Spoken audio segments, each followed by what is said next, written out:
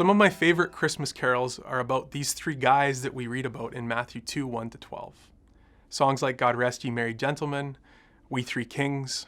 We sing about them, and we have vague memories of Sunday school Christmas plays from when we were kids, of marching down the aisle of the church dressed as wise men for a Christmas play that we probably didn't really understand. But surely Matthew didn't include these men so that there would be more parts to play in Christmas plays or more topics for Christmas songs. So what is the significance of including these guys in the account of Christ's life? In verse 1, we're introduced to them as the Magi. Magi translated means wise men. Now, there's a bit of mystery surrounding these guys. They weren't just wise men in general, they were astrologers. They were students of the stars. These guys were high-ranking officials with power and influence. They were well respected, with roles in both religion and politics in their own land. And they almost certainly had a high position, wherever it is that they came from. We can see some clues to their social position and standing in their wealth that they brought with them when they visited Jesus. Something else that we see in Matthew's Gospel, a book aimed specifically at a Jewish audience, is that the first people we see worshiping Jesus are Magi from Eastern lands. This is clearly a picture of God drawing other nations to the Jewish Messiah. This promised Messiah is not merely the King of the Jews. He's the King of all people and all nations. God's purpose wasn't just to reach the Jewish people, but to reach all people of all nations. This passage is a game changer.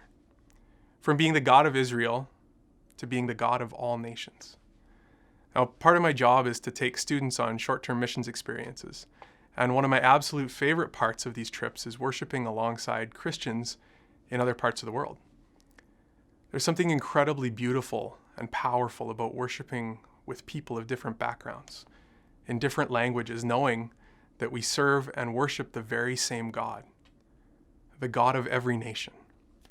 It's so easy for us to get caught up in our context and our culture, and the temptation is often to put God in a box that only fits with our experience. But this passage reveals to us that God is the God of every nation. He's the God that speaks every language, and he's the God that desires to draw people of every background and of every ethnicity to him. We see here that God arranged the stars to reveal the birth of his son to these wise men.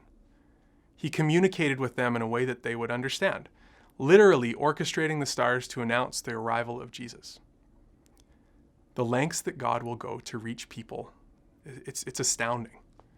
We see it in this account of communicating through the stars to reach these far-off wise men. We see it throughout Jesus' life as he breaks cultural conventions to reach people. And we can see it in our own lives as God reveals himself to us.